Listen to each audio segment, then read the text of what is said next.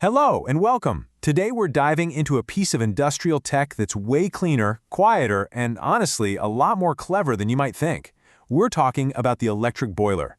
It's this hidden powerhouse that's really changing how industries create steam. So, let me just start by asking you a question. What's the most efficient way to boil water? Now, if you're thinking of your electric kettle for a cup of tea, you're totally on the right track. It's pretty direct, right? But what happens when the scale of the problem gets bigger? Like a lot bigger. I mean, what if you need to boil an entire swimming pool's worth of water every single hour? All of a sudden, that little kitchen kettle just doesn't quite cut it, does it?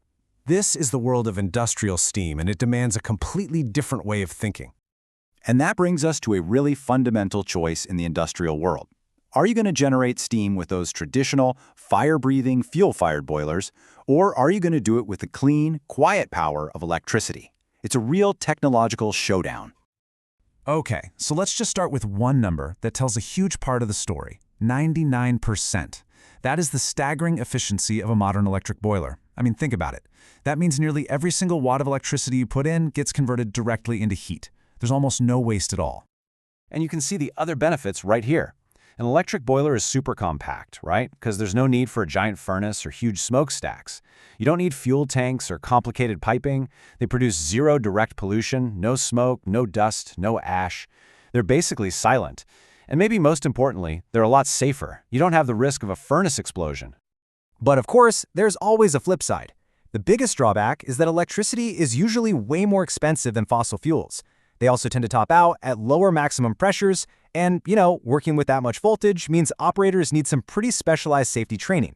It's really a trade-off between how much it costs to run versus how clean and efficient it is on site. So how do these things actually work? Well, it's not just one giant kettle. There are actually two very distinct and pretty fascinating ways that electric boilers create steam. Let's take a look inside the tech. So, the two main types are the electrode boiler and the immersion boiler. With an electrode boiler, the water itself literally completes the electrical circuit. With an immersion boiler, it's a lot more like your kettle at home. It uses hot metal elements that are submerged in the water. Now, this is where it gets really interesting. The core principle of the electrode boiler is just so cool. See, pure water doesn't conduct electricity very well, but all the dissolved minerals in boiler water do. So these boilers harness that conductivity. They pass a powerful current directly through the water between electrodes, which makes it boil.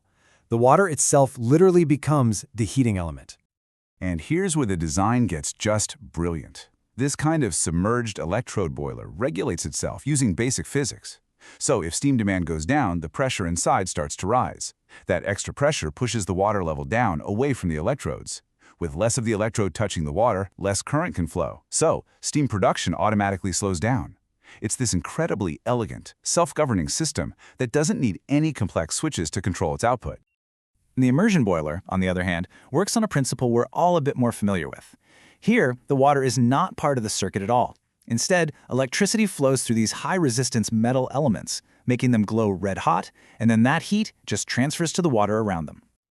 So the key thing to know here is that control is pretty straightforward. You just turn the power to these elements on and off. But because those elements can overheat and fail if they're not in water, they need the same kind of low water and high pressure safety cutoffs you'd find on a regular fuel fire boiler. They're often sold as these complete packaged units, pumps, controls, everything on one frame, which makes them really easy to install. But hey, the innovation doesn't stop there. For the really, really heavy-duty jobs, there's actually a third, even more powerful version of that electrode design that just takes things to a whole other level.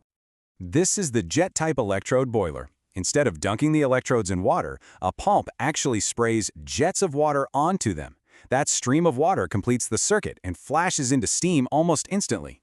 And to control the output, a simple sleeve just moves back and forth to cover or uncover the nozzles, which changes how much water hits the electrodes. I mean, these machines can run on incredibly high voltages and produce just enormous amounts of steam. So, with all this clever tech, where does it actually make the most sense to use an electric boiler? They have some very specific, really strategic applications where they absolutely shine. They are perfect for keeping massive fuel-fired boilers on hot standby. This lets the main boiler come online way faster and reduces all that stress from temperature changes. They're also used as backup sources for when steam demand is low, because running a giant boiler would just be super inefficient. And of course, they're ideal for smaller jobs, like in laundries, kitchens, or for sterilizing equipment, especially in places where you just can't have combustion, or maybe where electricity is just unusually cheap. And this all leads to a really fascinating final question. As our power grids run more and more on renewable sources, wind, solar, the electricity that powers these boilers gets cleaner and cleaner. So what do you think? Is it possible that the silent, efficient power of electric steam will eventually make the old fire-powered boiler a relic of the industrial past? It's definitely something to think about. Thanks for joining me.